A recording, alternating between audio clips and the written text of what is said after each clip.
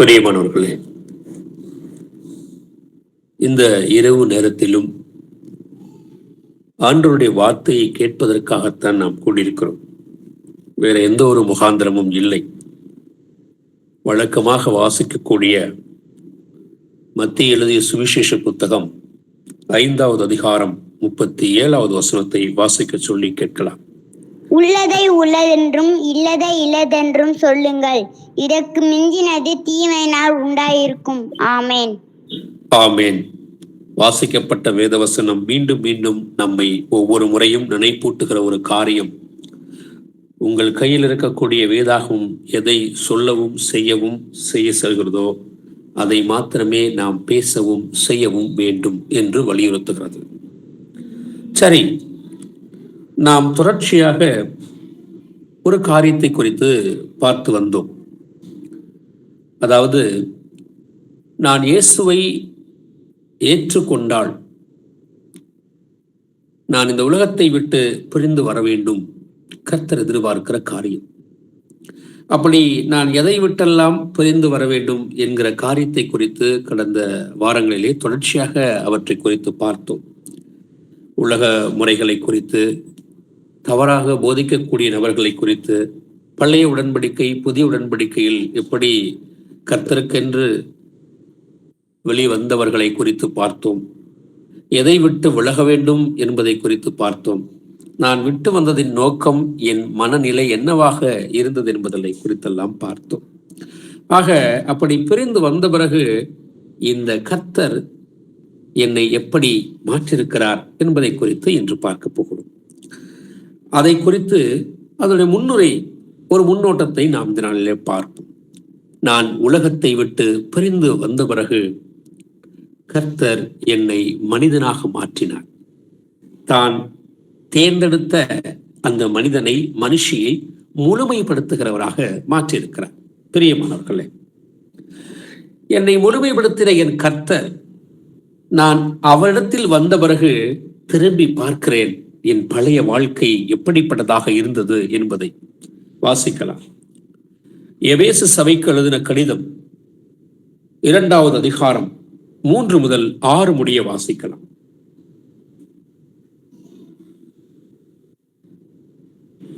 அவர்களுக்குள்ளே நாம் எல்லோரும் முற்காலத்திலே நமது மாம்ச இச்சையின் படியே நடந்து, நமது மாம்சமும் மனசும் விரும்பினவைகளை செய்து, சுபாவத்தினாலே மற்றவர்களைப் போல கோபாக்கினையின் பிள்ளைகளாயிருந்தோம்.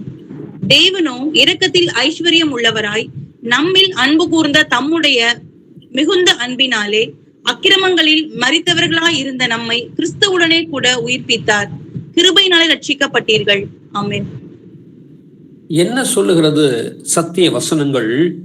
நான் உலகத்தை விட்டு பிரிந்து வந்து என் தேவனோடு நின்று கொண்டு என்னுடைய பழைய வாழ்க்கையை நினைத்து பார்க்கிறேன். நான் எப்படி இருந்தேனா, நாம் எல்லோரும் முற்காலத்திலே நமது மாம்ச இச்சையின்படியே நடந்தது. முதல் காரியம், இந்த மாம்சத்திற்கே உரிய சில இச்சை இடத்திலே இருந்தது. 2வது, நமது மாம்சமும் மனசும் விரும்பினவைகளையே செய்து, ஆக அதையோடு சேர்ந்து கொள்கிறது. நான் பார்க்கிற எல்லா விஷயத்தையும் சார்ந்து என் இருதயம் எடுக்கக்கூடிய முடிவையும் சேர்த்துக் கொள்கிறது. அதைத்தான் வேதம் பிரித்து சொல்கிறது. ஒன்று, மாம்ச இச்சையின் படியே நடக்கக்கூடியவர்களாயும், இந்த பகுதிக்கே உரிய, இந்த வயதுக்கே உரிய, இந்த பருவத்திற்கே உரிய சில பாவங்கள் தானே என்றெல்லாம் உலகம் சொல்லிக் கொடுக்கும். அதன்படி நான் நடந்த காரியங்கள் உண்டு. நான் வளர்ந்த பிறகு என் இருதயம் சிலவற்றை எனக்கு சொல்லிக் கொடுக்கும், தவறு என்று சொல்லிக் கொடுக்கும். ஆனாலும் நான் அதை விட்டு என்ன செய்கிறேன்? இருதயத்தின் பின்னால் செல்லக்கூடிய நபராக இருக்கிறேன். அதைத்தான் வேதம் ஒன்றாக சொல்கிறது. மாம்சமும் மனசும் விரும்பினவைகளையே செய்து, சுபாவத்தினாலே மற்றவர்களைப் போல கோபாக்கினையின் பிள்ளைகளாக இருந்தோம். எதை செய்தால் நீங்கள் கோபாக்கினையின் பிள்ளைகளாக இருக்கிறீர்கள்? இந்த 3ஆம் வசனம், எபேசுக்கு எழுதும்போது 2ஆம் அதிகாரம் 3ஆம் வசனத்தை கவனித்து பாருங்கள். நீங்கள் கோபாக்கினை பிள்ளைகளாக இருப்பீர்கள் என்றால், நீங்கள் எதை செய்த பட்சத்தில் நீங்கள் கோபாக்கினைக்கு பிள்ளைகளாக மாறுகிறீர்கள், தேவனுடைய கோபத்துக்கு ஆளாகிறீர்கள் என்றால், உங்கள் மனசும் உங்கள் மாம்சமும் எதை செய்ய தூண்டுகிறதோ, எதை நீங்கள் செய்கிறீர்களோ, ஆக தேவனுடைய கோபம் அங்கே வந்து நிற்கிறது. அதற்குத்தான் நாம் திரும்ப திரும்ப சொல்லிக் கொடுக்கிற காரியம் என்னவென்றால், நீங்கள் ஆவிக்குரிய ரீதியிலே சிந்திக்க வேண்டும்.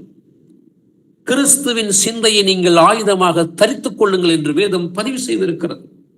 ஆக நான் உலகத்தை விட்டு பிரிந்து வந்த பிறகு நான் பார்க்கிற காரியம், முற்காலத்தில் இப்படியெல்லாம் இருந்து விட்டனே, தேவனுடைய கோபத்திற்கு ஆளாகிவிட்டனே என்று நினைக்கும் பட்சத்தில் தான் அங்கு ஒரு வார்த்தை வருகிறது.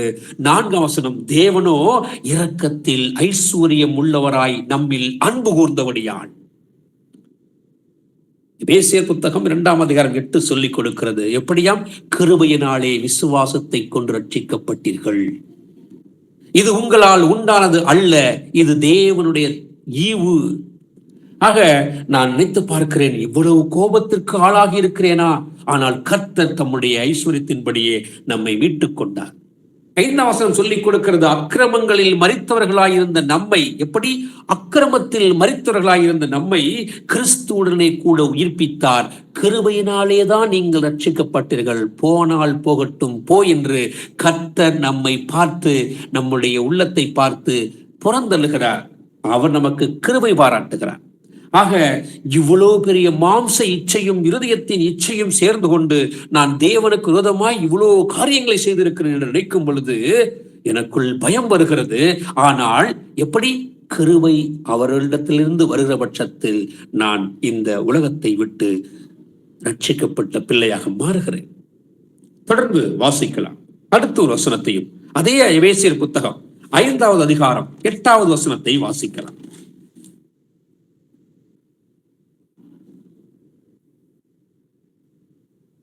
முற்காலத்தில் நீங்கள் அந்தகாரமாய் இருந்தீர்கள், இப்பொழுதோ கர்த்தருக்குள் வெளிச்சமாய் இருக்கிறீர்கள்.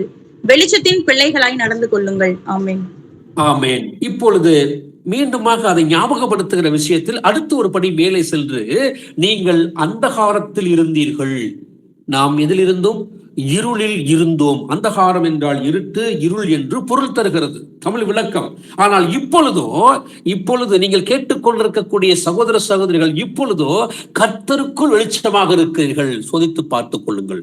நீங்கள் வெளிச்சமாக இருக்கிறீர்கள் என்பது வேறு, கர்த்தருக்குள் வெளிச்சமாக இருக்கிறீர்கள். பிலிப்பியா பட்டணத்துக்கு எழுதும் பொழுது பவுல் சொல்லுகிறான், நீங்கள் சந்தோஷமாக இருங்கள், கர்த்தருக்குள் சந்தோஷமாக இருங்கள் என்று சொல்லிக் கொடுக்கிறவன் இங்கே எபேசுக்கு எழுதும் சொல்லிக் கொடுக்கிறார். ஐயா, நீ முற்காலத்தில் என்னவாக இருந்தீர்? நீ அந்தகாரத்தில் இருந்தீர். உன்னுடைய மாம்சமும் உன்னுடைய சுய இருதயம் என்ன செய்தது? இச்சையின்படிதான் நீ வாழ்ந்து கொண்டு இருந்தீர். ஆனால் கர்த்தருடைய தயவு உன்னை மீட்டுக் கொண்டது என்பதை அவன் ஞாபகப்படுத்தும் பொழுது மீண்டுமாக அவன் அவர்களுக்கு ஆணித்தரமாக ஒன்று சொல்லுகிறான். மறந்து விடாதீர்கள், முற்காலத்தில் நீங்கள் இருளிலே, இருட்டிலே, அந்தகாரத்தில், பிசாசின் பிடியில் இருந்தீர்கள். ஆனால் இப்பொழுது எப்படி இருக்கிறீர்கள்?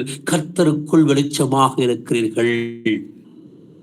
ஏன் கர்த்தருக்குள் என்ற வார்த்தையை அவன் பயன்படுத்துகிறான் என்றால், அடுத்து ஒன்று சொல்கிறான், அதை கட்டளையாக மாறுகிறது. வெளிச்சத்தின் பிள்ளைகளாய் நடந்து கொள்ளுங்கள் என்று சொல்வதால் தான் அவன் இப்பொழுது கர்த்தருக்குள் வெளிச்சமாக இருக்கிறீர்கள்.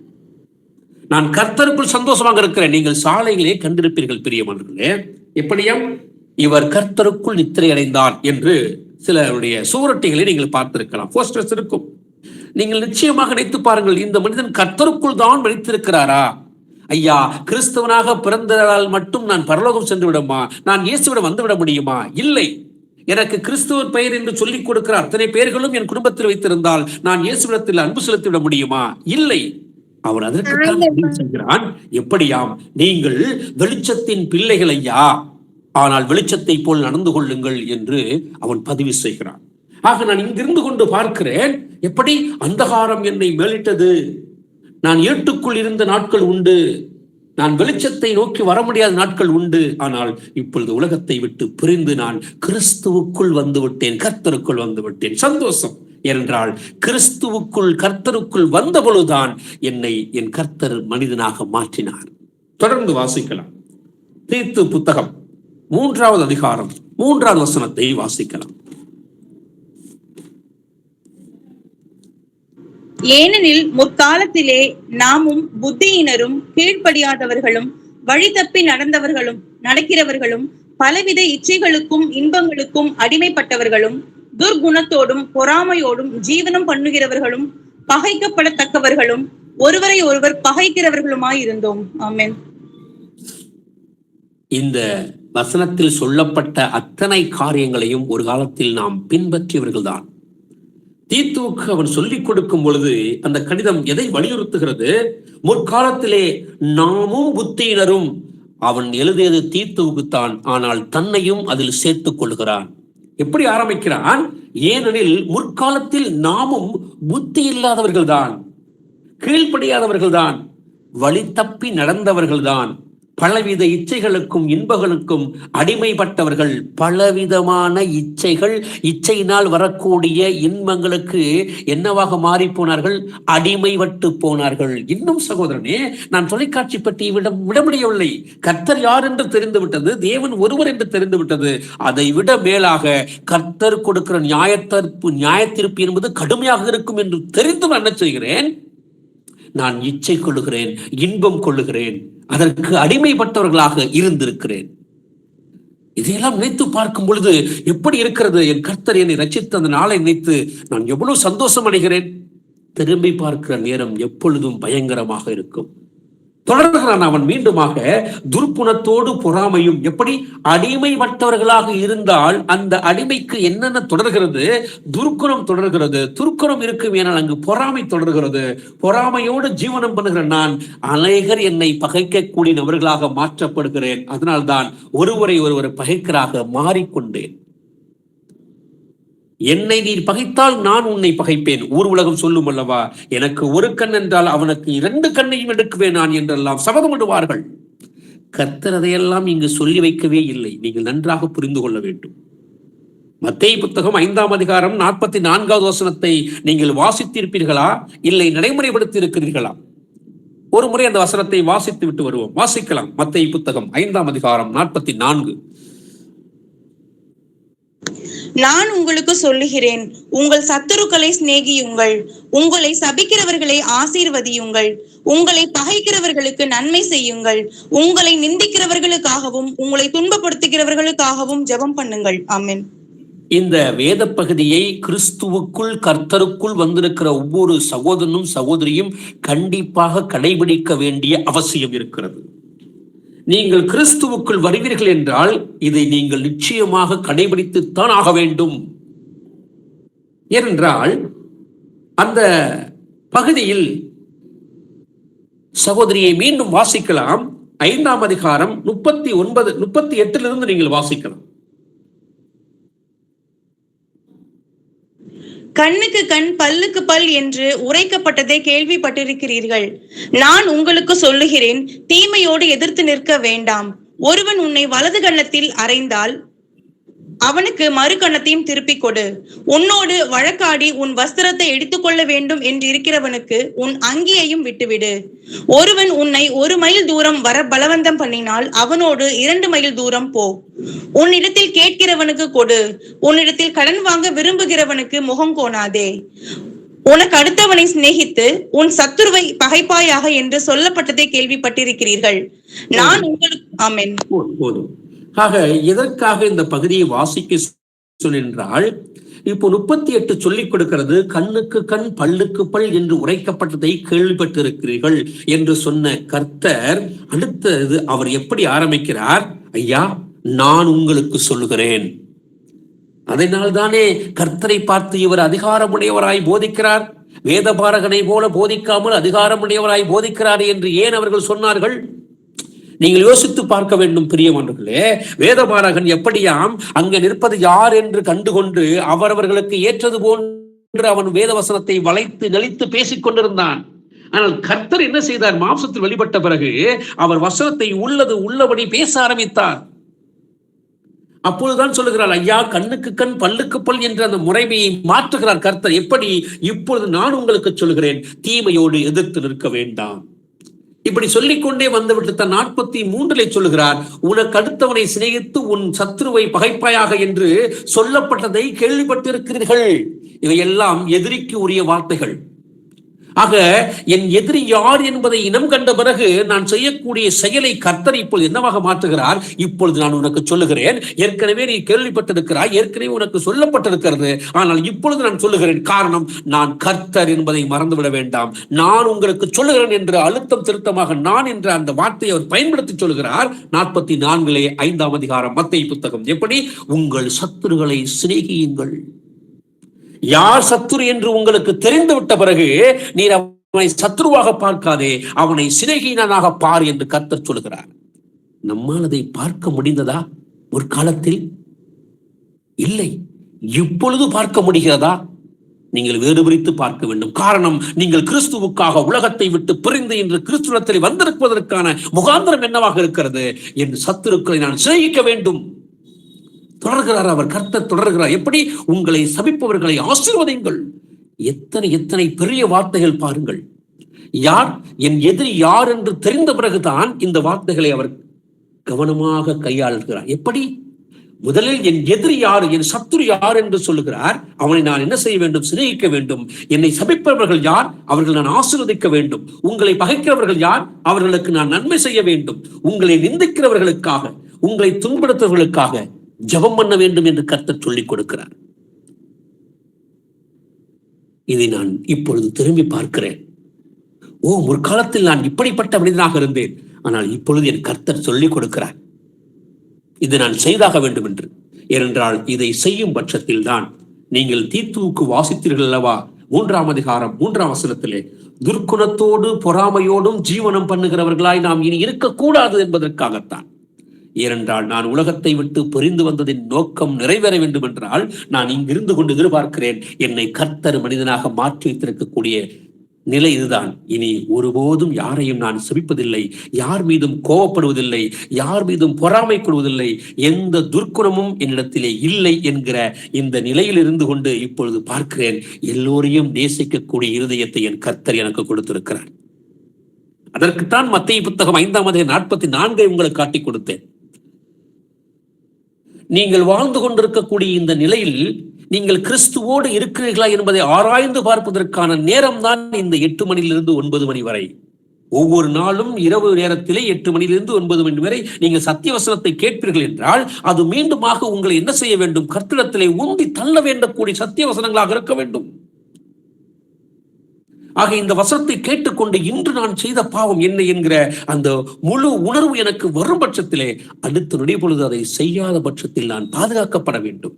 அதற்குத்தான் நாம் திரும்பி பார்ப்போம் என்று சொல்லிக்கொண்டு இந்த வசனங்களை நாம் அலசி பார்த்துக் கொண்டிருக்கிறோம். தொடர்ந்து வாசிக்கலாம். கொலோசியர் புத்தகம்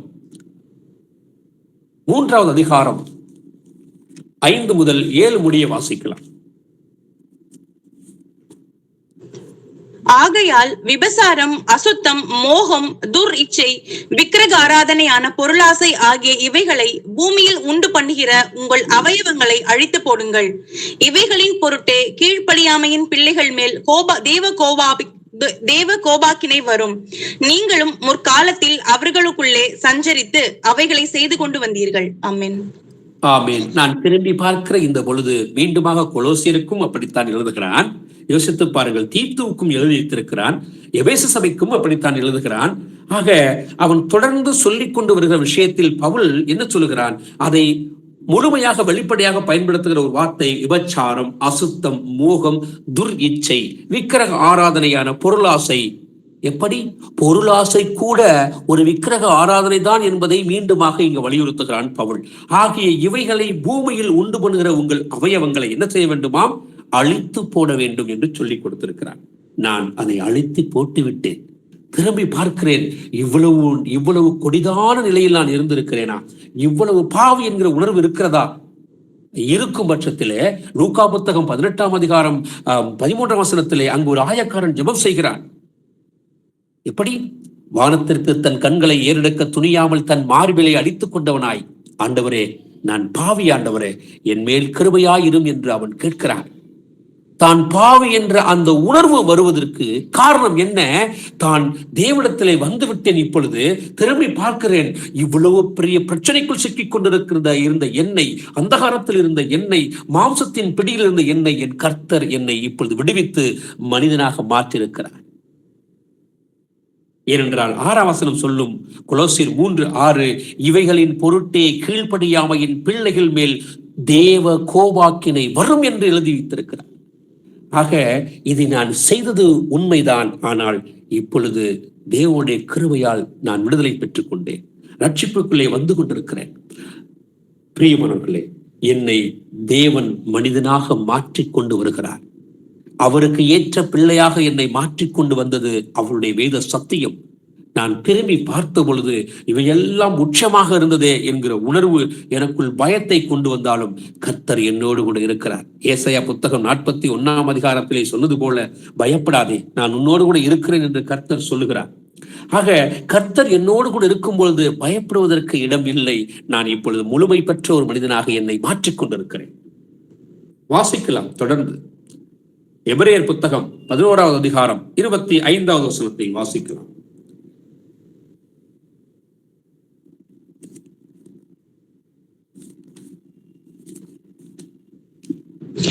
அனித்தியமான பாவ சந்தோஷங்களை அனுபவிப்பதை பார்க்கிலும் தேவனுடைய ஜனங்களோட துன்பத்தை அனுபவிப்பதை தெரிந்து கொண்டு. ஆமென். ஆக மோசே இந்த வசனத்தை குறித்து சொல்லி வரும் பொழுது அவன் என்ன சொல்ல, விசுவாசத்தினாலே மோசே தான் பெரியவனான போது பார்வோனுடைய குமாரத்தியின் மகன் என்று எண்ணப்படுவதை அவன் வெறுக்கிறான். காரணம் இதற்கு 25 சொல்லிக் கொடுக்கிறது. அனித்தியமான பாவம் எதை கொண்டு வருகிறதாம்? சந்தோஷத்தை கொண்டு வருகிறது. இந்த பகுதியிலே நீங்கள் நின்று சற்று யோசித்து இருக்க வேண்டும். என்ன சொல்லிக் கொடுக்கிறது? பார்வோனுடைய குமாரத்தியின் மகன் எண்ணப்படுவதை வெறுத்து கிறிஸ்துவுக்குள் வந்துவிட்ட பிறகு நான் இந்த சமுதாயத்தை சேர்ந்தவன். யோசித்து பாருங்கள், இந்த நம்மளுடைய மகன், இவருடைய மகள், இவ்வளவு பேர் புகழ் பெற்ற ஒருவருடைய பின்புலத்தை சார்ந்தவர், என்னுடைய அரசியல் பலம், என்னுடைய சமுதாயத்தின் பலன், என்னுடைய பேங்க் பேலன்ஸ், என்னுடைய எல்லா சூழ்நிலைகளையும் என்னவாக இருக்கிறது? வெறுத்த பிறகு இந்த வார்த்தை வர வேண்டும். எப்படி? இவையெல்லாம் என்னவாக இருக்கிறது? மோசே மூலமாக கர்த்தர் சொல்லிக் கொடுப்பது அனித்தியமானது. முதல் வார்த்தை அது அனித்தியம். எப்பொழுதுமே ஒன்று நீங்கள் தெரிந்து கொள்ள வேண்டும் பிரியமானவர்களே, அனித்தியம் என்றால் அது நிலையற்றது என்று பொருள். நித்தியம் என்பதுதான் அது ஜீவன் உள்ளது, அது நிலையானது என்று அர்த்தம். ஆக எப்பொழுதும் நாம் அனித்தியமான காரியங்களை சார்ந்திருந்தால் அது என்ன கொடுக்கும்? நமக்கு பாவத்தை கொடுக்கும். பாவம் எதை கொண்டு வரும்? சந்தோஷத்தை கொண்டு வரும். இன்னும் சற்று நேரம் சீரியல் பார்க்கலாமே, அப்படி ஒன்றும் சீரியலில் ஆபாசம் இல்லையே என்று சொல்லக்கூடியவர்கள் உண்டு. இன்னும் சற்று நேரம் நாம் சில காமெடிகளை பார்க்கலாம், அரசியல் நிகழ்ச்சியை பார்க்கலாம், ஏன் தொலைக்காட்சி பற்றியில் திரைப்படம் கூட பார்க்கலாம் என்றெல்லாம் நினைத்தவர்கள் உண்டு.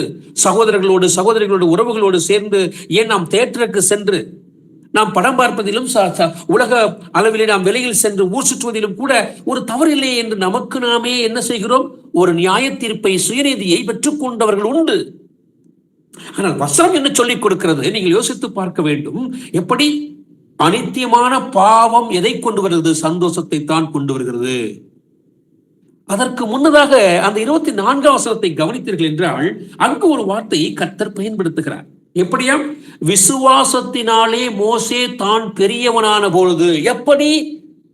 எதில் பெரியவனானான்? பண்டபாத்திரங்களை உண்டா?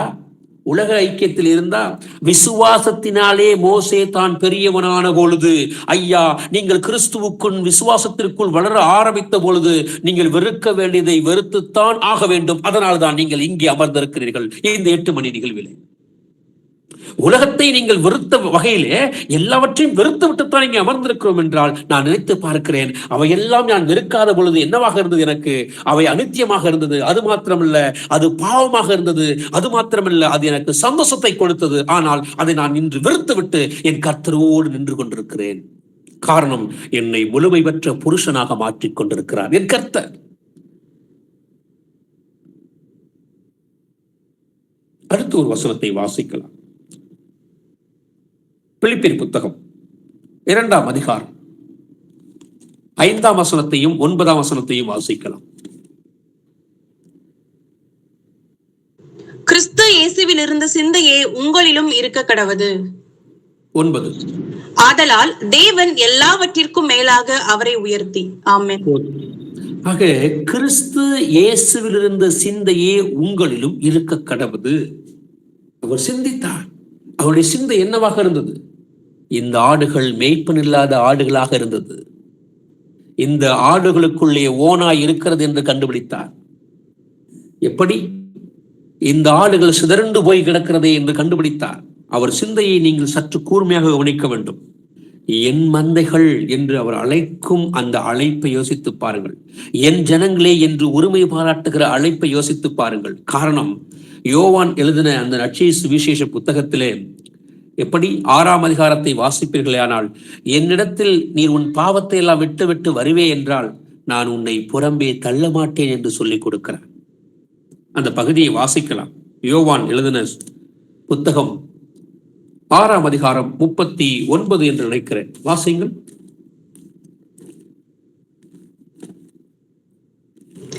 அவர் எனக்கு தந்தவைகளில் ஒன்றையும் நான் இழந்து போகாமல் கடைசி நாளில் அவைகளை எழுப்புவதே என்னை அனுப்பின பிதாவின் சித்தமாய் இருக்கிறது.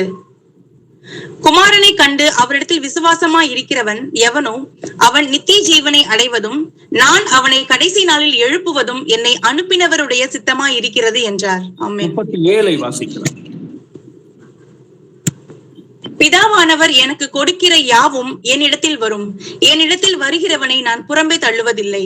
ஆமென். ஆமென். ஆக என்னிடத்திலே வருகிற எவனையும் நான் புறம்பே தள்ளுவது இல்லை என்று கர்த்தர் ஆணித்தரமாக வாக்கு கொடுத்திருக்கிறார். இப்போ நான் உலகத்தை விட்டு பிரிந்து என் யாரிடத்தில் வந்திருக்கிறேன். என்னை மனிதனாக பூர்ண புருஷராக மாற்றக்கூடிய என் கிறிஸ்துவிடத்திலே வந்திருக்கிறேன். அவருடைய சிந்தை என்னிடத்தில் இருக்கிறது. அந்த சிந்தை என்னவாக இருக்கிறது? வாசிக்கலாம். பிலிப்பியருக்கு எழுதும் பொழுது மீண்டும் தொடர்ச்சியாக அதே 2ஆம் அதிகாரம் 2ஆம் வசனத்தை வாசிக்கலாம்.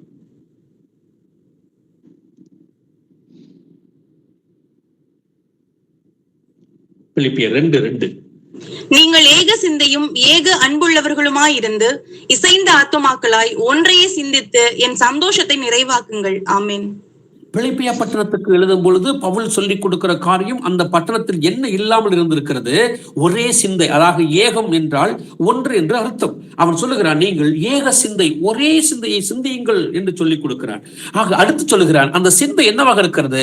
ஒரே அன்பாக ஏக அன்பு உள்ளவர்களாய் இருந்து இசைந்த ஆத்துமாக்களாய் ஒன்றையே சிந்தித்து, இசைந்த ஆத்துமாக்களாய் ஒரே சிந்தை, ஒரே அன்பு, அது இசைவோடு அது பின்னி பிணைந்ததாக இருக்க வேண்டும். அதிலே எந்த ஒரு கலப்பும் இல்லாமல் இருக்க வேண்டும். அப்படி நீங்கள் ஒன்றையே சிந்தித்து ஒரே அன்போடு என்னவாக இருக்க வேண்டும்? என்னுடைய சந்தோஷத்தை நிறைவாக்குங்கள் என்று பிலிப்பியா பட்டணத்துக்கு சொல்லிக் கொடுத்தான். நமக்கும் தான் அந்த வார்த்தை சொல்கிறது. நான் ஆராதிக்கிற கர்த்தர் ஒருவர், அவருடைய ஒரே அன்பு என்னை இன்று மனிதனாக மாற்றியிருக்கிறது.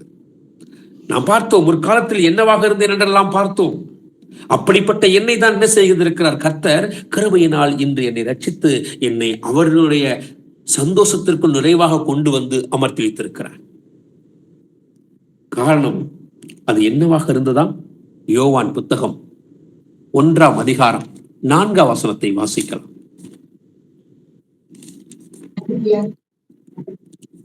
அவருக்குள் ஜீவன் இருந்தது, அந்த ஜீவன் மனுஷருக்கு ஒளியாய் இருந்தது. ஆமென். என்ன சொல்லிக் கொடுக்கிறது அந்த வார்த்தை? யோவான் புத்தகம் 1ஆம் அதிகாரம் 4, அவருக்குள் ஜீவன் இருந்தது, அந்த ஜீவன் மனுஷருக்கு ஒளியாய் இருந்தது. ஆக அந்த மனுஷருக்குள் ஒளியாய் இருந்தது நான் பெற்றுக்கொண்ட பிறகு தொடர்ந்து வாசிக்கலாம். அதே பகுதி யோவான் 1ஆம் அதிகாரம் 29வது வசனத்தை வாசிக்கலாம். மறுநாளிலே யோவான் இயேசுவை தன்னிடத்தில் வரக்கண்டு, இதோ உலகத்தின் பாவத்தை சுமந்து தீர்க்கிற தேவ ஆட்டுக்குட்டி. ஆமேன். என்ன சொல்லுகிறது? என்னை அது ஒளியாக இருந்தது மாத்திரமல்ல, அது என்னை என்னவாக சுமந்தது? இதோ உலகத்தின் பாவத்தை சுமந்து தீர்க்கிற ஒரு ஆட்டுக்குட்டியாக அது இருந்தபடியால் என் பாவத்தை அத்தனையும் களைந்து விடத்தக்கதாய், ஒரு காலத்தில் நான் இருந்த அத்தனையும் விட்டு வெளியே வரத்தக்கதாய் அது தன்னை முழுமையாக மாற்றிக்கொண்டது. அந்த ஆட்டுக்குட்டி உலகத்தின் அத்தனை பாவங்களையும் சுமர்ந்து தீர்க்கதாக இருந்தது.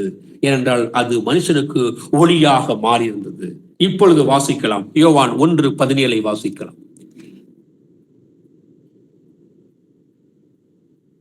எப்படி எனில் நியாயப்பிரமாணம் மோசேயின் மூலமாய் கொடுக்கப்பட்டது, கிருபையும் சத்தியமும் இயேசு கிறிஸ்துவின் மூலமாய் உண்டாயின. ஆமென். ஆக நியாயப்பிரமாணம் மோசையின் மூலமாக கொடுக்கப்பட்டது. இங்கே கிருபையும் சத்தியமும் என்னவாக மாறுகிறது? யார் மூலமாக மாறுகிறது? இயேசு கிறிஸ்துவின் மூலமாக மாறி இருக்கிறது. இவரை பார்த்த பொழுதுதான் நான் பாவி என்ற உணர்வு அடைகிறேன். இந்த இயேசு என்கிற அந்த நாமத்தை சொல்லும் பொழுது நான் என்ன செய்கிறேன்? 2 தீமோத்தேயு 2:19 சொல்லிக் கொடுக்கிறது. கிறிஸ்துவின் நாமத்தை சொல்லுகிற எவனும் அநியாயத்தை விட்டு விலக வேண்டும் என்று சொல்கிறது. அநியாயம் இல்லை என்பதை வலியுறுத்துவதுதான் அதற்கு முத்திரையாக இருக்கிறது. ஆக அந்த கிறிஸ்துவின் நாமத்தை சொல்லும் பட்சத்தில் எனக்குள் இருக்கிற பாவ உணர்வு வெளிப்படுகிறது. நான் பாவி என்ற அந்த உணர்வு வெளிப்பட்ட பிறகு இனி அதில் முற்றுமாக நான் இருப்பதில்லை. அதனால்தான் நாம் தொடர்ச்சியாக பார்த்தோம், உலகத்தை நான் விட்டு பிரிந்து வந்ததின் நோக்கம் என் கர்த்தரோடு இசைந்திருக்கக்கூடிய அந்த அன்பு. அவர் எனக்கு கிருபையும் சத்தியமாய் எனக்கு வெளிப்பட்டார். என் மீது அவர் கிருபை பாராட்டினார். இன்று சத்தியமாய் எனக்குள்ளே வாசம் செய்கிறார். நானே வழியும் சத்தியமும் ஜீவனுமாய் இருக்கிறேன் என்று சொன்ன அந்த கர்த்தர் எனக்கு அது ஜீவ ஒளியாய் எனக்குள்ளே அவர் வாசம் செய்கிறபடியால் இப்பொழுது திரும்பி பார்க்கிறேன். நான் எவ்வளவு பெரிய பாவியாக இருந்தேன், அவற்றிலிருந்தெல்லாம் கர்த்தர் என்னை விடுதலை செய்து விட்டார் என்கிற அந்த உள் உணர்வு தான் என்னை கர்த்தரிடத்திலே கொண்டு வந்து சேர்த்திருக்கிறது. நான் மனிதனாக முழுமையாக மாறியிருக்கிறேன். தொடர்ந்து வாசிக்கலாம். அப்போஸ்தலர் புத்தகம் 14வது அதிகாரம் 16வது வசனத்தை வாசிக்கலாம். 14-16. சென்ற காலங்களில் அவர் சகல ஜனங்களையும் தங்கள் தங்கள் வழிகளிலே நடக்க விட்டிருந்தும். ஆமென். 17ஐயும் வாசித்து விடுவார். அவர் நன்மை செய்து வந்து வானத்திலிருந்து மழைகளையும் செழிப்புள்ள காலங்களையும் நமக்கு தந்து ஆகாரத்தினாலும் சந்தோஷத்தினாலும் நம்முடைய இருதயங்களை நிரப்பி இவ்விதமாய் அவர் தம்மை குறித்து சாட்சி விளங்காதிருந்ததில்லை என்றார்கள். ஆமென். ஆமென். சென்ற காலங்களில் நாம் இப்படி இருந்ததை என்ன செய்திருக்கிறார் கர்த்தர்? சகல ஜனங்களையும் தங்கள் தங்கள் வழிகளிலே நடக்க விட்டிருந்தார். அதை அனுமதித்தது கர்த்தர். ஆனால் அதை மீட்டுக்கொள்ள வந்ததும் அவர்தான். இந்த உணர்வு தான் நமக்குள்ளும் வர வேண்டும். யாராவது எதையாவது ஒருவர் ஒரு விஷயத்தை செய்தார் என்றால் உடனே அவர்களை குற்றப்படுத்த வேண்டாம். கர்த்தரை குறித்து அவர்களுக்கு சொல்லிக் கொடுங்கள். அவருடைய நிலையை மாற்றிக்கொள்வதற்கு ஒரு வாய்ப்பளியுங்கள். காரணம், நம்மை கர்த்தர் விட்டிருந்தார் அல்லவா? நாம் பாவம் செய்த பொழுது அவர் கண்டும் காணாதர் போல் இருந்தோம் என்றெல்லாம் வேதம் பதிவு செய்திருக்கிறது. அப்போஸ்தலர் புத்தகம் 17ஆம் அதிகாரத்தை நீங்கள் வாசிப்பீர்கள் என்றால் அங்கே அப்படித்தான். அவர் அந்த காலங்களை காணாதவர் போல் இருந்தார் என்றுதான் வேதம் சொல்லிக் கொடுக்கிறது. ஆனால் சொல்லி முடித்த பிறகு அவர் சொல்லுகிறார், ஆனால் இப்பொழுது நீங்கள் மனம் திரும்ப வேண்டும் என்று சொல்லிக் கொடுக்கிறார். காரணம், உங்களுக்காக அவர் ரத்தம் சிந்தி முடித்திருக்கிறார். அவருடைய ஒவ்வொரு சொட்டு ரத்தமும் உங்களுடைய பாவங்களை குறித்ததானது. ஆக அந்த பாவ உணர்வு எனக்குள் வெளிப்பட்டதனால்தான் நான் உலகத்தை விட்டு பிரிந்து வந்து விட்டேன். இனி அந்த உலகம் எனக்கு வேண்டாம், என் கர்த்தர் ஒருவரே எனக்கு போதும் என்கிற அந்த உணர்வு வந்த பொழுது என்னை அவர் முழு மனிதனாக மாற்றிக்கொண்டிருக்கிறார். இனியும் இடத்திலே பொறாமை இல்லை, இனியும் இடத்திலே எந்த வஞ்சகம் இல்லை. என் கணவனை நேசிக்கிறேன், என் மனைவியை நேசிக்கிறேன், என் பிள்ளைகளை நேசிக்கிறேன், என் சபை மக்களை நேசிக்கிறேன். அது மாத்திரமல்ல, என் கர்த்தர் எனக்கு கொடுத்திருக்கிற அந்த வேலையை நான் செய்வதற்கு தினந்தோறும் முற்படுகிறேன், பிரயாசப்படுகிறேன். பார்க்கிற ஒவ்வொரு சகோதரியும் சகோதரியும் நான் அவர்கள் நிலையை கண்டு அவர்களை வாழ்த்துவதோ வணங்குவதோ இல்லை. எல்லோரும் கர்த்தருடைய பிள்ளைகள் என்ற உணர்வு எனக்கு வந்தபடியால் அவர்களுக்கும் நான் சத்தியம் சொல்ல என்ன செய்கிறேன்? என் கடமையாற்ற முற்படுகிறேன். என்றால் என்னை கர்த்தர் முழுமையாக மாற்றியிருக்கிறார். இப்படிப்பட்ட தேவனை குறித்து 2 வசனங்களை பார்க்கலாம். பிலிப்பியர் பட்டணத்துக்கு வாருங்கள். பிலிப்பியா புத்தகம் 2ஆம் அதிகாரம் 7வது வசனத்தை வாசிக்கலாம். பிலிப்பியர் 2:7. தம்மை தாமே வெறுமையாக்கி அடிமையின் ரூபம் எடுத்து மனுஷர் சாயலானார். ஆமென். ஆக இந்த வசனம் என்ன சொல்லிக் கொடுக்கிறது? தம்மை தாமே வெறுமையாக்கிக் கொள்கிறார். நீங்கள் இயேசு என்று சொல்லிக் கொள்ளும் பொழுது உங்கள் சிந்தனையிலே என்ன வந்திருக்கும் என்றால், இன்று இருக்கக்கூடிய நடைமுறையின்படி அநேக திரைப்படங்கள், அநேக போஸ்டர்ஸ், இதெல்லாம் இயேசு என்ற பெயரிலே ஒரு உருவத்தை வரைந்திருப்பார்கள், ஒரு நடிகரை நடுக்கி விட்டிருப்பார்கள். இவைகள் தான் வந்து போய் கொண்டிருக்கும். தயவாய் உங்களை மாற்றிக்கொள்ள வேண்டும். இந்த விஷயத்தையும் நான் இங்கே உங்களுக்கு பதிவு செய்கிறேன். நீங்கள் சத்தியம் அறிந்த பிள்ளைகள் தான், சரி. வேதவசனம் உங்களுக்கு நன்றாக தெரிந்திருக்கிறது, சரிதான். ஆனால் நீங்கள் ஜெபிக்க அமரும் பொழுது உங்கள் முட்டிகளை மடக்கி தேவனிடத்தில் ஜெபம் செய்யலாம் என்று நீங்கள் அமர்ந்திருக்கும் பொழுது உங்கள் கண்களை மூடியிருப்பீர்கள். இப்பொழுது நீங்கள் ஜெபிக்க ஆரம்பிக்கும் பொழுது இயேசு என்று சொல்லும் பொழுது ஏதாவது ஒரு பிம்பம் வந்து போகிறதா? நீங்கள் ஏற்கனவே பார்த்த இயேசு என்ற பெயரில் உள்ள ஒரு புகைப்படமோ ஒரு போட்டோ காப்பியோ, இல்லை அங்கே நீங்கள் உங்களுடைய வாட்ஸ்அப், ஃபேஸ்புக், யூடியூப், ட்விட்டர், தொலைக்காட்சியிலே பார்த்த இயேசு என்ற பெயரில் நடந்து வந்த ஒரு நபரோ, அங்கே நடித்த நபரோ, இப்படி எதுவும் இல்லாமல் நீங்கள் இருக்க வேண்டும்.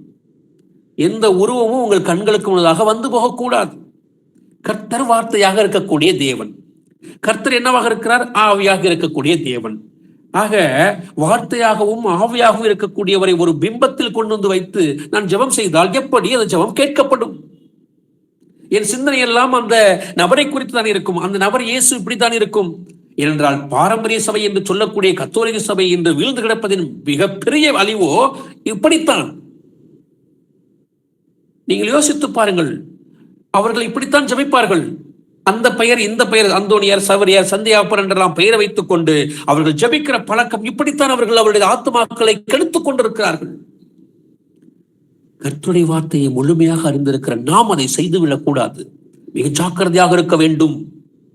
நீங்கள் எப்பொழுது முட்டைகளை மடக்கினாலும் நீங்கள் வாசித்த வேத பகுதிகள், அந்த வார்த்தைகள் தான் உங்களுடைய கண்களை மூடியிருக்கும் பொழுது வந்து போக வேண்டும். இதை நீங்கள் கவனமாக கையாண்டு பாருங்கள். கர்த்தருடைய வார்த்தை உங்களுக்குள் வரும் பட்சத்திலே அங்கே நீங்க எதற்கு எதிர்த்து நிற்கிறீர்கள்? பிசாசுக்கு எதிர்த்து நிற்கிறீர்கள். கர்த்தருக்கு கீழ்ப்படியுங்கள். யாக்கோபு புத்தகம் 4ஆம் அதிகாரம் 7ஆம் வசனம் சொல்லிக் கொடுக்கிறது. நீங்கள் கர்த்தருக்கு கீழ்ப்படியுங்கள், பிசாசுக்கு எதிர்த்து நில்லுங்கள், அப்பொழுது அவன் ஓடி போவான் என்று வேதம் சொல்லிக் கொடுக்கிறது. ஆக நம்முடைய ஜெபத்திலே இதை முயற்சி செய்து பாருங்கள். காரணம், தேவன் நமக்காக தம்மை தாமே வெறுமையாக்கி கொண்டவராய் இந்த பூமியிலே வந்தார். தொடர்ந்து வாசிக்கலாம். 2 கொரிந்தியர் புத்தகம் 8ஆம் அதிகாரம் 9வது வசனத்தை வாசிக்கலாம்.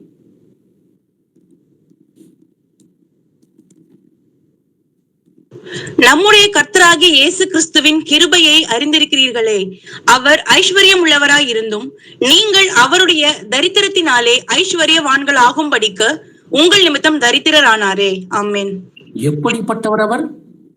அவர் என்ன வெளிப்பியாவுக்கு எழுதும் சொல்கிறான், தம்மை தாமே வெறுமையாக்கி கொண்ட ஒரு நபராகத்தான் வெளிப்படுகிறார். இங்கே கொரிந்தியருக்கு எழுதும் சொல்கிறான், எப்படி? நீங்கள் அவருடைய தரித்திரத்தினாலே ஐஸ்வர்யங்கள் ஆகும்படிக்கு அவர் உங்கள் நிமித்தம் தரித்திரரானார். அவர் எப்படி இருந்தார்?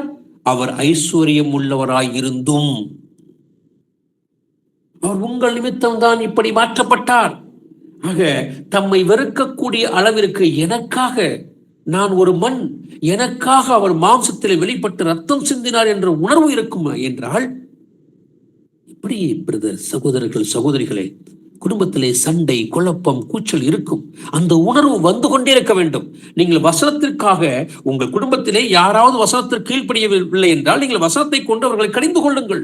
வசனம் எப்படி சொல்லுகிறது, நீங்கள் ஏன் இப்படி நடக்கிறீர்கள் என்று நீங்கள் அதை கடிந்து கொள்ளலாம். ஆனால் வசனமே இல்லாமல் நீங்கள் சண்டையிட்டுக் கொண்டும் கோபமுட்டிக் கொண்டும் நீங்கள் எரிச்சலோடும் நீங்கள் கசப்போடும் இருப்பீர்கள் என்றால் கர்த்தர் வெளிப்பட்டு தம்மை தாமே வெறுமையாக்கி கொண்டது வீணாகி போய்விடும்.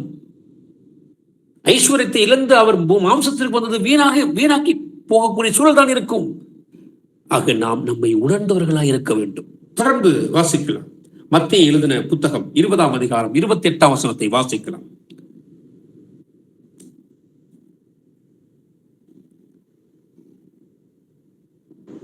அப்படியே மனுஷகுமாரனும் ஊழியம் கொள்ளும்படி வராமல் ஊழியம் செய்யவும் அநேகரை மீட்கும் பொருளாக தம்முடைய ஜீவனை கொடுக்கவும் வந்தார் என்றார். ஆமென்.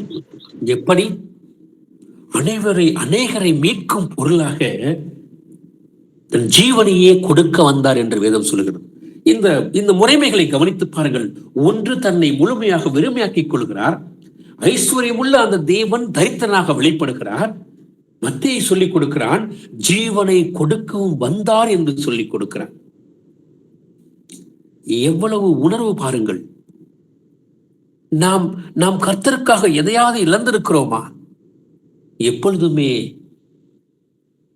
ஒரு மனம் இல்லாத ஒரு இருதயம் இருக்கிறது. ஏனென்றால், ஏன் இதை வலியுறுத்தி சொல்லுகிறோம் என்றால், நான் எப்படியோ வாழ்ந்தேன், ஆனால் இப்பொழுது இயேசு என்ற அந்த மகாதேவனை ஏற்றுக்கொண்டு வந்து விட்டேன். ஆனால் வந்த பிறகும் பழைய வாழ்க்கையில் இருந்த அதே சிந்தையும் அதே சண்டை சச்சரவும் அதே வாழ்க்கையும் இருக்கும் என்றால் கர்த்தரிடத்தில் ஏன் வந்தோம்? யோசித்து பாருங்களேன் பிரியமானவர்களே. தேவன் வரப்போகிற நேரம், அவருடைய வருகை மிக சமீபம். இப்பொழுதும் சண்டை சச்சரவுகளோடும் கோபத்தோடும் எரிச்சலோடும் கசப்போடும் ஒற்றுமை இல்லாத ஒருமனம் இல்லாத உணர்வோடும் இருப்போம் என்றால் கர்த்தர் துக்கப்படுவார். அவரை அறிந்திருந்தும் நான் ஏன் அதை செய்கிறேன் ஏனென்றால் கர்த்தர் யார் என்று தெரிந்த பிறகு நாம் மனப்பூர்வமாய் பாவம் செய்தால் என்ன நடக்கும்? வாசித்து பார்க்கலாம். எபிரேயருக்கு எழுதின கடிதம் 10ஆம் அதிகாரம் 26வது வசனம் 27வது வசனத்தை வாசிக்கலாம்.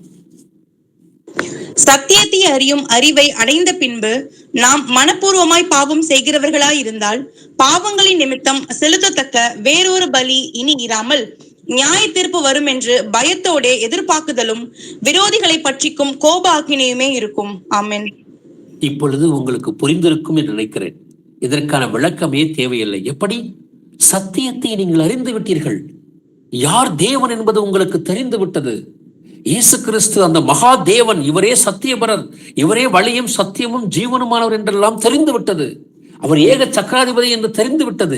எல்லாம் தெரிந்த பிறகும் இப்போது என்ன செய்கிறேன்? சத்தியத்தை அறியும் அறிவை அடைந்த பின்புதான் நீங்கள் அடைந்து விட்டீர்கள். அவருடைய அன்பை ருசித்து விட்டீர்கள். அவருடைய அன்பு எப்படிப்பட்டது என்பதை ருசித்து பார்த்த உங்களுக்குத்தான் இந்த வார்த்தை சொல்லுகிறது, ஐயா, நான் அடைந்த பிறகு நான் மனப்பூர்வமாய் பாவம் செய்கிறவனாக இருந்தால். எப்படி? சத்தியம் தெரியும், ஒருவருக்கொருவர் சண்டையிடாதீர்கள், ஒருவருக்கொருவர் குறை சொல்லாதீர்கள் என்றெல்லாம் வேதவசனம் சொல்லியிருந்தும் நான் மீண்டுமாக சண்டையிட்டு கோபம் கொண்டு வசனத்துக்கு எதிர்த்து நிற்கவனாக இருந்தால் அதற்கு பெயர் என்ன? மனப்பூர்வமான என்ற அந்த ஒரு வார்த்தை அங்கே ஓடிக்கொண்டே இருக்கிறது. நான் மனப்பூர்வமாய் பாவம் செய்கிறேன் என்று அர்த்தம். அப்படி செய்தால் என்ன நடக்கிறது? பாவங்கள் நிமித்தம், நீங்கள் செய்யத்தக்க பாவத்தின் நிமித்தம் என்னவாம்? செலுத்தத்தக்க வேறொரு பலி இனி இராமல். இராமல் இல்லை, இனி இராமல் என்றால் ஏற்கனவே பாவத்திற்கு தேவன் இயேசு கிறிஸ்து ரத்தம் சிந்து விட்டார். ஆக இனி இல்லாமல் என்ன நடக்கிறது? நியாய தீர்ப்பு மாத்திரம்தான் உண்டு என்பதை அறிந்து கொள்ள வேண்டும் என்பதற்காகத்தான் வேதம் சொல்கிறது, நியாய தீர்ப்பு வரும் என்று பயத்தோடே எதிர்பார்க்குதலும் விரோதிகளை பட்சிக்கும் கோபாக்கினையுமே மிஞ்சும் என்று வேதம் சொல்லியிருக்கிறது. ஆக நான் மனப்பூர்வமாய் இனி பாவம் செய்வதிலிருந்து வெளியே வர வேண்டும். அன்பு செலுத்த சொன்னால் அன்பு செலுத்த வேண்டும். காரணம், நான் ஆவிக்குரிய ரீதியிலே எல்லாவற்றையும் சிந்தித்து விட்டு கொண்டே வந்தால் என் குடும்பத்திலே சண்டைகளுக்கு சச்சரவுகளுக்கு ஒரு மனம் இல்லாமைக்கு வேலையே இல்லை. நான் மாம்சமாக எங்கெல்லாம் சிந்திக்க ஆரம்பிக்கிறேனோ அப்பொழுதுதான் உங்களை சார்ந்திருக்கக்கூடிய எதிர்த்தரப்பும் பிரச்சனைக்குள் சிக்க ஆரம்பிக்கிறது. ஏனென்றால் ஐஸ்வர்யமுள்ள தேவன் தரித்திரனானார். உங்களுக்காக எனக்காக தம்மை வெறுமையாக்கி கொண்டவர், தன் ஜீவனையே கொடுக்க வந்தவர். இப்படியெல்லாம் நடந்த இந்த காலத்தை தான் கர்த்தர் மாற்றி கொடுத்திருக்கிறார். நான் சத்தியத்தை தேடி எத்தனையோ சபைகளுக்கு ஓடினேன், எத்தனையோ இடங்களுக்கு ஓடினேன், யாரையோ புகழ்ந்து பேசினேன், யாருக்காகவோ வாழ்ந்திருக்கிறேன், யாருக்காகவோ மனிதனுக்காக நான் எதை இழந்திருக்கிறேன். ஆனால் கர்த்தரிடத்திலே வந்த பிறகு நான் கர்த்தருக்காக எதையோ அல்ல, என்னையே இழக்க நான் ஏன் இன்னும் தயாராக இல்லை என்பதற்காகத்தான் இந்த வேத பகுதி. மனிதனுக்காக போதகர், நல்ல போதகர் சத்தியம் சொல்லிக் கொடுக்கார் என்று நினைத்துக் கொண்டு ஏமாந்த நாட்கள் உண்டு, எல்லாவற்றையும் இழந்த நாட்கள் உண்டு. ஆனால் இப்பொழுது சத்தியம் தெரிந்த பிறகு என்னை நான் இழப்பதற்கு ஏன் தயங்குகிறேன் என்பதுதான் இங்கே கேள்வி. சத்தியம் அறிந்து இருக்கிறேன், இயேசு கிறிஸ்து நாமத்திலே ஞானஸ்தானம் என்பதுதான் சரி என்று சட்ட புத்தகமாகிய வேதம் சொல்லிக் கொடுக்கிறது. ஆனால் எடுப்பதற்கு ஏன் இன்னும் தயக்கம் என்பதுதான் பலருக்கு தெரியவில்லை. ஆக சத்தியத்தை அறிந்த பிறகு நான் மனப்பூர்வமாய் பாவம் செய்கிறேன் என்றுதான் அர்த்தம். அதை விட்டுவிட வேண்டும். காரணம், நான் உலகத்தை விட்டு விட்டேன். இதே சத்தியவசனத்தை பல பேரிடம் பேசி வைராக்கியம் பாராட்டி இருக்கிறேன். ஆனால் நான் பாவத்தை விடாமல் இன்னும் வாழ்ந்து கொண்டே இருக்கிறேன். இது எப்படி ஒற்றுமை ஒன்றாக மாறும்? மாற முடியாது. தொடர்ந்து வாசிக்கலாம். யோவான் புத்தகம் 14ஆம் அதிகாரம் 10ஆம் வசனத்தை வாசிக்கலாம். யோவான் 14:10. நான் பிதாவிலும் பிதா என்னிலும் இருக்கிறதை நீ விசுவாசிக்கிறதில்லையா? நான் உங்களுடனே சொல்லுகிற வசனங்களை என் சுயமாய் சொல்லவில்லை. என்னிடத்தில் வாசமாய் இருக்கிற பிதாவானவரே இந்த கிரியைகளை செய்து வருகிறார். ஆமென். ஆக தேவன் அந்த கிரியைகளை செய்யும் பட்சத்தில், எப்படி தேவன் அந்த கிரியைகளை செய்து வரும் பட்சத்தில், இப்போ 14:12 சொல்லிக் கொடுக்கிறது, மெய்யாகவே மெய்யாகவே நான் உங்களுக்கு சொல்லுகிறேன், நான் என் பிதாவிடத்திற்கு போகிறபடியால் என்னை விசுவாசிக்கிறவன் நான் செய்கிற கிரியைகளை தானும் செய்வான், இவைகளை பார்க்கலும் பெரிய கிரியைகளை செய்வான். அவர் வாழ்ந்த நாட்கள் மிக குறைவுதான். ஆனால் அதைவிட அதிகமான நேரங்கள் காலங்கள் உங்களுக்கு கொடுக்கப்பட்டிருந்தும் ஏன் ஆவியின் கனியிலே கிரியை இல்லாமல் இருக்கிறது? கர்த்தர் எதிர்பார்க்கிறார், என்னை விட நீங்கள் அதிகமாக செய்ய முடியும், அதற்கு அவர் அதிகாரம் கொடுத்திருக்கிறார். ஆனால் நான் கிரியை செய்வதிலே தயக்கம் காட்டுகிறேன், ஆவியின் கனியை வெளிப்படுத்துவதிலே தயக்கம் காட்டுகிறேன். அந்த கனிக்காகத்தானே கர்த்தர் இவ்வளவு எதிர்பார்க்கிறார். காரணம், நான் உலகத்தில் இருந்த பொழுதெல்லாம் இதை செய்து கொண்டிருந்தேன், ஆனால் இப்பொழுது என்னை முழுமையாக கர்த்தர் மாற்றிவிட்டார். காரணம், என் கர்த்தர் எனக்காக என்ன செய்தார்? வாசிக்கலாம். எபிரேயர் புத்தகம் 12ஆவது அதிகாரம் 2வது வசனத்தை வாசிக்கலாம். 12:2. அவர் தமக்கு முன் வைத்திருந்த சந்தோஷத்தின் பொருட்டு அவமானத்தை எண்ணாமல் சிலுவையை சகித்து தேவனுடைய சிங்காசனத்தின் வலது பாரிசத்தில் வீற்றிருக்கிறார். ஆமென். என்ன இந்த பகுதி சொல்லிக் கொடுக்கிறது என்றால், நமக்கு முன் வைத்திருந்த சந்தோஷத்தின் பொருட்டு அவமானத்தை எண்ணாமல், அடுத்து என்ன சொல்கிறது கவனிங்கள், சிலுவையை சகித்தார். நமக்காக அவர் சிலுவையை சகித்தார் என்று வேத பகுதி சொல்லிக் கொடுக்கிறது. ஆனால் சத்தியம் தெரிந்த நமக்கு பல நேரங்களில் சகிப்புத்தன்மை இல்லை. கொரிந்தியருக்கு எழுதும்போது பவுல் சொல்கிறான், அன்பு சகலத்தையும் தாங்கும், சகலத்தையும் சகிக்கும் என்று சொல்லிக் கொடுக்கிறான். எதையும் சந்தேகப்படாது, அப்படியே ஏற்றுக்கொள்ளும் என்று சொல்லிக் கொடுக்கிறார். ஆக அந்த தேவன் அன்பாகவே இருக்கிறார் என்று யோவான் பதிவு செய்கிறான். 1 யோவான் 4:8 சொல்லிக் கொடுக்கிறது, தேவன் அன்பாகவே இருக்கிறார் என்று சொல்லிக் கொடுக்கிறது. அன்பு இல்லாதவன் தேவனை காண முடியாது என்று சொல்லிக் கொடுக்கிறது. இதையெல்லாம் தெரிந்து வைத்துக் கொண்டு நான் இன்னும் குடும்பத்திலே சண்டையிட்டுக் கொண்டிருக்கிறேன், பல காரியங்களில் ஒற்றுமை இல்லாமல் வாழ்ந்து கொண்டிருக்கிறேன். நேசிப்போம். கர்த்தர் நம்மை நேசித்து ஜீவனை கொடுத்தார், தம்மை வெறுமையாக்கினார். இங்கு என்ன சொல்கிறது? அவர் சிலுவையை சகித்தார் என்று சொல்லிக் கொடுக்கிறது. சகிப்பே இல்லாமல் தான் நாம் சத்தியத்தை அறிந்தவர்களாக இருக்கிறோம். வெறுமனவே வேதத்தை வாசித்து அதை வெறுமனே உங்களுக்கு சொல்லிக் கொடுப்பதில் லாபம் இல்லை. சத்தியத்தின்படி அதை வாழ்ந்து கொண்டிருக்கிறவர்களாக ஏன் நாம் மாற்றிக்கொள்ளக் கூடாது என்றுதான் கர்த்தர் எதிர்பார்க்கிறார். ஆக சத்தியம் என்ற அந்த உணர்வுக்குள் நாம் வந்து போக வேண்டும். அதைத்தான் கர்த்தர் எதிர்பார்க்கிறார்.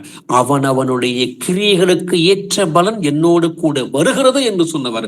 காரணம், நீங்கள் கிரியையில் அன்பை காட்டுகிறீர்களா, கிரியையில் ஆவியின் கனியை வெளிக்காட்டுகிறீர்களா என்றுதான் கர்த்தர் எதிர்பார்க்கிறார்.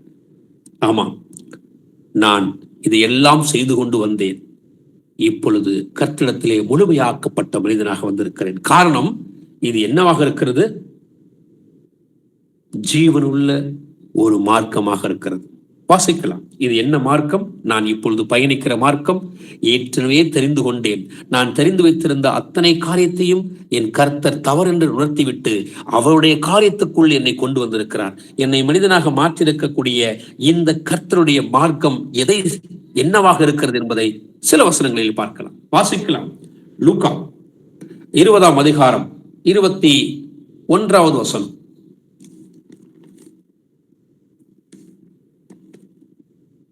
அவர்கள் வந்து, போதகரே, நீர் நிதானமாய் பேசி உபதேசிக்கிறீர் என்றும் முகதாட்சிணியம் இல்லாமல் தேவனுடைய மார்க்கத்தை சத்தியமாய் போதிக்கிறீர் என்றும் அறிந்திருக்கிறோம். ஆமென். இந்த வசனத்தை கூர்ந்து கவனியுங்கள்.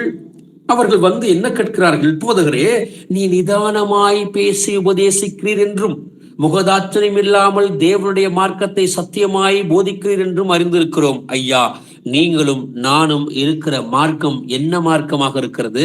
இது தேவனுடைய மார்க்கமாக இருக்கிறது. என்ன மார்க்கம்? இது தேவனுடைய மார்க்கம். நீங்கள் இன்று உலகத்தை விட்டு புரிந்து எதையெல்லாம் விட்டு விட்டு வந்திருக்கிறீர்கள் அல்லவா? நீங்கள் வாழ்ந்த வாழ்க்கை குறித்து திரும்பி பார்த்த பொழுது எவ்வளவு கொடுமையாக இருந்தல்லவா? அந்த வாழ்க்கையை விட்டு விட்டு இப்பொழுது கர்த்தரிடத்தில் இசைந்து வந்த பொழுது நீங்கள் இருக்கக்கூடிய அந்த வழி, அந்த சத்திய வழி என்னவாக இருக்கிறது? அது தேவனுடைய வழியாக இருக்கிறது. இதிலே தேவனுடைய பிள்ளைகள் மாத்திரம்தான் நடக்க முடியும். அதனால்தான் இது தேவனுடைய மார்க்கம் என்று வேதம் சொல்லிக் கொடுக்கிறது. தொடர்ந்து மார்க்கு இதை குறித்து என்ன சொல்லுகிறான்? இது என்ன மார்க்கம் என்று மார்க்கு புத்தகம் 12ஆம் அதிகாரம் 14வது வசனத்தை வாசிக்கலாம். மார்க்கு 12:14. அவர்கள் வந்து, போதகரே, நீர் சத்தியம் உள்ளவர் என்றும் எவனை குறித்தும் உமக்கு கவலை இல்லை என்றும் அறிந்திருக்கிறோம். நீர் முகதாட்சியம் இல்லாதவராய் தேவனுடைய மார்க்கத்தை சத்தியமாய் போதிக்கிறீர். ராயனுக்கு வரி கொடுக்கிறது நியாயமோ அல்லவோ? நாம் கொடுக்கலாமோ கொடுக்க கூடாதோ என்று கேட்டார்கள். ஆமேன். இதே பகுதியைத்தான் லூக்காவும் பதிவு செய்திருந்தான். இங்கு மார்க்கும் பதிவு செய்கிறான். எப்படியாம்? போதகரே, நீ சத்தியம் உள்ளவர். இந்த வசனங்களிலே தொடர்ந்து ஒன்றை நீங்கள் பார்த்து கொண்டே வரலாம். நீ சத்தியம் உள்ளவராகையால், நீ சத்தியத்தை சத்தியமாய் போதிக்கிறவராகையால். எப்படி? மற்றவர்களுக்கு தெரிந்திருக்கிறது கர்த்தர் எப்படி வாழ்ந்தார் என்பதை, உள்ளது உள்ளபடி அவர் வாழ்ந்திருக்கிறார் என்பது மற்றவர்கள் சொல்லித் தருகிறார் என்றால் இது கிரியையின் வழிபாடு. ஆனால் என்னை மாத்திரம் ஏன் மற்றவர்கள் அப்படி சொல்வதில்லை என்ற ஏக்கம் நமக்குள் வர வேண்டும். கிரியை சரியாக இருக்க வேண்டும். கர்த்தருடைய கிரியை சரியாக இருந்தபடியால் தான் அங்கு அவர் சொல்கிறார்கள், நீ சத்தியம் உள்ளவர் என்றும் எவனை குறித்து உமக்கு கவலை இல்லை என்றும் அறிந்திருக்கிறோம். நீ முகதாட்சணியம் இல்லாதவராகையால் கவனித்துக் கொள்ளுங்கள், தேவனுடைய மார்க்கத்தை சத்தியமாய் போதிக்கிறீர். ஐயா, இது என்ன மார்க்கம்? இது தேவனுடைய மார்க்கம் என்று மீண்டுமாக ஒரு முறை வலியுறுத்தப்பட்டிருக்கிறது. நீங்கள் இருக்கக்கூடிய மார்க்கம் சத்திய மார்க்கம், தேவனுடைய மார்க்கம். தொடர்ந்து மத்தேயு எப்படி பதிவு செய்கிறார் என்பதையும் வாசித்து பாருங்கள். 22ஆம் அதிகாரம் மத்தேயு புத்தகம் 16வது அதிகாரம்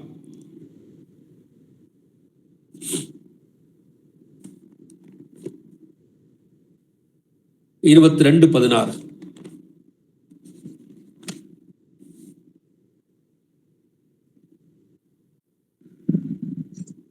தங்கள் சீஷரையும் ஏரோதியரையும் அவரிடத்தில் அனுப்பினார்கள்.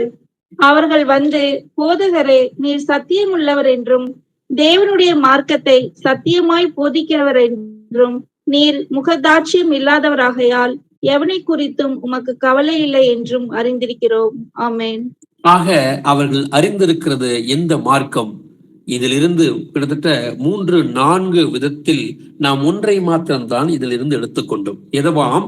தேவனுடைய மார்க்கத்தை எடுத்துக்கொண்டோம். அது தேவனுடைய மார்க்கத்தை சத்தியமாய் கர்த்தர் பேசியிருக்கிறார். நீங்களும் நானும் இருக்கக்கூடிய மார்க்கம் தேவனுடைய மார்க்கம். இதைத்தான் மத்தேயு, மார்க்கு, லூக்கா 3 நற்செய்தியாளர்களும் பதிவு செய்திருக்கிற ஒரே வார்த்தை இது தேவனுடைய மார்க்கம் என்று பதிவு செய்திருக்கிறது. ஆனால் எபிரேயருக்கு எழுதும் பொழுது அங்கே அந்த கடிதத்தை எழுதிய நபர் ஒரு வார்த்தையை மாற்றி எழுதியிருக்கிறார். நீங்கள் தேவனுடைய மார்க்கத்தில் தான் இருக்கிறீர்கள், சந்தோஷம். இந்த தேவனுடைய மார்க்கம் என்னவாக இருக்கிறது என்பதை ஒரு விசை மேலோட்டமாக அவன் எப்படி ஆணித்தரமாகவும் அழுத்தம் திருத்தமாகவும் ஒரு வார்த்தையை பயன்படுத்துகிறான். அது என்ன வார்த்தை என்பதை வாருங்கள் பார்க்கலாம். எபிரேயர் புத்தகம் 10ஆம் அதிகாரம் 19வது வசனத்தை வாசிக்கலாம். 10:19. ஆகையால் சகோதரரே, நாம் பரிசுத்த ஸ்தலத்தில் பிரவேசிப்பதற்கு இயேசுவானவர் தமது மாம்சமாகிய திரையின் வழியாய் புதிதும் ஜீவனுமான மார்க்கத்தை நமக்கு உண்டு பண்ணினபடியால். ஆமென். என்னவாம்? பாருங்கள், சுவிசேஷ புத்தகம் சொல்லிக் கொடுத்தது நமக்கு, நற்செய்தி புத்தகம் சொல்லிக் கொடுத்தது தேவனுடைய மார்க்கம் என்று சொல்லிக் கொடுத்தது. ஆக தேவன் மாம்சத்தில் உலாவிய நாட்களில் அது தேவனுடைய மார்க்கமாக இருந்திருக்கிறது. இப்பொழுது அவர் தன் ஆவியை, தன்னுடைய ஜீவனை கொடுத்து நமக்காக என்னவாக ஜீவனை கொடுத்த பிறகு மீண்டுமாக அவர் ஆவியாக நம்மிடத்திலே வந்து அமர்ந்த பொழுது அது என்னவாக மாறுகிறது? எப்படி? தமது மாம்சமாகி திரையின் வழியாய் ஜீவனை கொடுத்தார் அல்லவா? இப்பொழுது அது என்னவாக மாறுகிறது? புதிதாக மாறுகிறது. அது மாத்திரமல்ல, அந்த தேவனுடைய மார்க்கம் ஜீவனுமான, புதிதும் ஜீவனுமான மார்க்கத்தை நமக்கு உண்டு பண்ணி இருக்கிறது. நீங்கள் வாழ்கிற மார்க்கம் என்ன மார்க்கம்? புதிது. அது மாத்திரமல்ல, அது ஜீவனை கொடுக்கக்கூடிய மார்க்கமாக இருக்கிறது. இப்பொழுது நன்றாக யோசித்து பாருங்கள். நான் அழிவுக்குரிய வாழ்க்கையிலே வாழ்ந்து கொண்டிருந்தேன், அந்தகாரத்தில் வாழ்ந்து கொண்டிருந்தேன், மாம்ச இச்சையோடு வாழ்ந்து கொண்டிருந்தேன், என் இருதயத்தின் இச்சையோடு வாழ்ந்து கொண்டிருந்தேன். இருளில் இருந்த எனக்கு இப்பொழுது கர்த்தர் எனக்காக ஜீவனை கொடுத்து என்னை மனிதனாக மாற்றியிருக்கிறார். காரணம், எனக்கு அவர் ஒன்றை வைத்திருக்கிறார். அது புதிதும் ஜீவனுமான மார்க்கம். இன்று நான் வந்து அமர்ந்திருக்கக்கூடிய மார்க்கம் என்ன மார்க்கமாக இருக்கிறது? அந்த தேவனுடைய மார்க்கம் என்னை புதிய மனிதனாக மாற்றிருக்கிறது, புதிய ஜீவனை எனக்கு கொடுத்திருக்கிறது. இந்த மார்க்கம் தான் கிறிஸ்துவின் மார்க்கம் என்று வேதம் சொல்லிக் கொடுக்கிறது. அதனால்தான் ஒரு வசனத்தை வாசித்து முடிக்கலாம். 2 யோவான் புத்தகம் 9, 10, 11 வாசித்து முடிக்கலாம். கிறிஸ்துவின் உபதேசத்திலே நிலைத்திராமல் மீறி நடக்கிற எவனும் தேவனை உடையவன் அல்ல. கிறிஸ்துவின் உபதேசத்தில் நிலைத்திருக்கிறவனோ பிதாவையும் குமாரனையும் உடையவன். ஒருவன் உங்களிடத்தில் வந்து இந்த உபதேசத்தை கொண்டு வராமல் இருந்தால் அவனை உங்கள் வீட்டிலே ஏற்றுக்கொள்ளாமலும் அவனுக்கு வாழ்த்துதல் சொல்லாமலும் இருங்கள். அவனுக்கு வாழ்த்துதல் சொல்லுகிறவன் அவனுடைய துர்க்கிரியைகளுக்கும் பங்குள்ளவனாகிறான். ஆமென். இப்பொழுது புரிந்ததா என்ன சொல்லுகிறது? இந்த மார்க்கத்தை குறித்து, இந்த கிறிஸ்துவின் உபதேசத்தை குறித்து எப்படி உங்களுக்கு ஒருவன் சொல்லாமல் இருந்தால் 10 வசனம் சொல்லுகிறது, அவனை உங்கள் வீட்டிலே சேர்த்து கொள்ள வேண்டாம், அவனுக்கு வாழ்த்துதலும் சொல்ல வேண்டாம். காரணம், 9 வசனம் சொல்லுகிறது, கிறிஸ்துவின் உபதேசத்திலே நிலைத்திராமல் மீறி நடக்கிற எவனும். நன்றாக யோசித்து பாருங்கள். கிறிஸ்து உபதேசம் சொல்லிக் கொடுக்கிறது. மத்தேயு புத்தகம் 5ஆம் அதிகாரம் 44, உங்களை சபிக்கிறார்களா, உங்களை நிந்திக்கிறார்களா, அவர்களை ஆசீர்வதித்து ஜெபம் பண்ணுங்கள் என்று சொல்லிக் கொடுக்கிறது. ஆனால் நான் இன்னும் கிறிஸ்துவின் உபதேசத்தில் இல்லாமல் மற்றவர்களை குறித்து என்ன செய்கிறேன்? முறுமுறுக்கிறேன், இன்னும் கோபப்படுகிறேன், மற்றவரை குறித்து கசப்போடு இருக்கிறேன் என்றால் அது கிறிஸ்துவின் உபதேசம் இல்லை. ஆக எது கிறிஸ்துவின் உபதேசம்? தன்னை நேசிப்பது போல மற்றவனை நேசி என்று சொல்லிக் கொடுத்தார் அல்லவா? நானும் என்னைய போலவே அவனை நேசிக்கிறேன் என்றால் அது கிறிஸ்துவின் உபதேசம். கர்த்தர் சொல்லுகிறார், யோவான் புத்தகம் 13ஆம் அதிகாரம் 34, 35 சொல்வது போல, நீங்கள் ஒருவரில் ஒருவர் அன்பாக இருங்கள் என்பது பலதாக இருக்கலாம். ஆனால் கர்த்தர் அடுத்த வார்த்தை சொல்லுகிறார், நான் உங்களை அன்பு செய்தது போல நீங்கள் ஒருவர் அன்பாக இருங்கள், அப்பொழுது நீங்கள் என்னுடைய சீஷர்கள் என்று உலகம் அறிந்து கொள்ளும் என்று சொல்லிக் கொடுத்தார். நீங்கள் உலகத்துக்கு சீஷர்களாக இருக்கிறீர்கள் என்றால் முதலில் உங்களை நேசிப்பது போல மற்றவர்களை நேசியுங்கள், கர்த்தர் நேசித்தது போன்று உங்களை நேசியுங்கள் என்று சொல்லிக் கொடுக்கிறார். அதுதான் கிறிஸ்துவின் உபதேசம். இதில் நிலைத்திராதவன் எவனோ, எப்படி மீறி நடக்கிற எவனோ, அந்த மீறி என்கிற வார்த்தை தான் இங்கு கவனிக்க வேண்டிய விஷயம். கிறிஸ்துவின் உபதேசத்தை விட்டு மீறி நடக்கிற எவனும் தேவனை உடையவன் அல்ல. அப்படிப்பட்டவனுக்கு நீ வாழ்த்துதல் சொல்ல வேண்டாம். காரணம் சொல்லுகிறார் 11ஆம் வசனத்திலே, அவனுக்கு வாழ்த்துதல் சொல்லுகிறவன் எவனும் அவனுடைய துர்க்கிரைகளுக்கு பங்குள்ளவனாக இருக்கிறான். ஆக நான் இன்னும் உலகத்தை விட்டு பிரியாமல் இருந்தால் நான் பிரிய வேண்டியது அவசியம். பிரியமானவர்களே, பிரிந்து வந்துவிட்ட எனக்கு இது நினைத்து பார்க்கிறேன். நான் இப்படியெல்லாம் வாழ்ந்து கொண்டிருந்தேன். இப்பொழுது கர்த்தர் என்னை தன்னுடைய கிருபையினால் என்னை மாற்றிருக்கிறார், அவருடைய இரத்தத்தினால் என்னை மாற்றிருக்கிறார், அவர் தன்னை வெறுமையாக்கி என்னை மாற்றிருக்கிறார் என்ற உள்ளுணர்வு வரும்பொழுது நான் கிறிஸ்துவின் உபதேசத்திலே, எப்படி எபிரேயர் புத்தகம் 10ஆம் அதிகாரம் 19 சொல்கிறது, புதிதும் ஜீவனுமான மார்க்கத்திலே நான் இப்பொழுது நிலைத்திருக்கிறேன். காரணம், கர்த்தர் எனக்காக ஜீவனையே கொடுத்தார் என்று எழுதியிருக்கிறது. பிரியமானவர்களே, நாம் கற்றுக்கொள்ளக்கூடிய விஷயம், நான் உலகத்தை பிரிந்து வந்துவிட்டேன் தான். நான் இப்பொழுது என்னை மனிதனாக மாற்றிய கர்த்தரிடத்திலிருந்து எல்லாவற்றையும் நோக்கி பார்க்கிறேன். எல்லாவற்றையும் நோக்கி பார்த்து நான் சாட்சியாக வாழ ஆரம்பிக்கிறேன். இதுவே என்னை என் கர்த்தரிடத்தில் அவர் வருகையிலே பங்கெடுக்க என்னை உந்தி செல்லும் என்கிற உணர்வு எனக்கு இருக்கிறது. இந்த சிந்தனையோடு ஒரு சிறு ஜெபத்தை செய்து இந்த கூடுகையை நிறைவு செய்கிறேன். எங்கள் அன்பின் பரலோக தகப்பனே, எங்கள் ஆண்டவரும் இரட்சகருமாயிருக்கிற இயேசுவே, நன்றியோடு உம்மை போற்றுகிறேன், உம்மை புகழ்கிறேன். நீர் நல்லவர், நீர் வல்லவர், நீர் பரிசுத்தர், நீர் உன்னதர், கிருபையும் இரக்கமும் அன்பும் உருவானவர். நன்றியோடு உம்மை துதிக்கிறேன் அப்பா. ஆவியானவரே, இந்த கூடுகையை நீர் ஆசீர்வதித்திருக்கிறீங்க. இந்த கூடுகையில் கலந்து கொண்ட சகோதர சகோதரிகளை, சிறியவர்களை, பெரியவர்களை அப்பா ஒவ்வொருவரையும் இயேசு கிறிஸ்து நாமத்தில் ஆசீர்வதிக்கிறேன் ஆண்டவரே. ஆவியானவரே, இந்த நாளில் எங்களோடு நீர் பேசிய வார்த்தைகள் எங்கள் இருதயத்திலே பதிந்திருக்கிறது ஆண்டவரே. நாங்கள் ஒரு காலத்திலே அந்த காலத்தில் இருந்தோம், மாம்சத்தின்படி நடந்தோம், உலக இச்சையின்படி நடந்தோம். அதையெல்லாம் நோக்கி பார்க்கிறோம். இனி நாங்கள் அப்படிப்பட்டவர்கள் அல்ல. என் கர்த்தர் எங்களுக்காக ஜீவனை கொடுத்திருக்கிறார், எனக்காக நித்திய ஜீவனை தரப்போகிறேன் என்று வாக்கு கொடுத்திருக்கிறார். அதை நோக்கியே நாங்கள் இனி பயணிக்க ஆரம்பிக்கிறோம். ஆவியானவரே, இந்த நாளிலும் எங்களிடத்திலே எங்கள் உள்ளத்தில் ஏதாகிலும் கசப்போ வெறுப்போ முறுமுறுப்போ கோபமோ இருந்தால் அதை நாங்கள் முழுமையாக அறிக்கை செய்து விட்டு விடுகிறோம். எங்களை மன்னித்து எங்களை மீண்டும் ஏற்றுக்கொள்ளும் ஆண்டவரே. ஆவியானவரே, நீங்கள் அப்படியே செய்ய போற கிருபைக்காக நன்றி. எங்களை தாழ்த்துகிறோம். ஒரு விஷயம் எங்களை முழுமையாக தாழ்த்துகிறோம் ஆண்டவரே. நீர் ஆசீர்வதித்ததுக்காக நன்றி. எங்கள் ஜெபங்களை எங்கள் கர்த்தரும் ரட்சகருமாய் இருக்கிற இயேசுவின் நாமத்தில் ஏறெடுக்கிறோம், ஜீவனுள்ள நல்ல பிதாவே. ஆமேன், ஆமேன். Praise Lord, brothers and sisters. Praise Lord.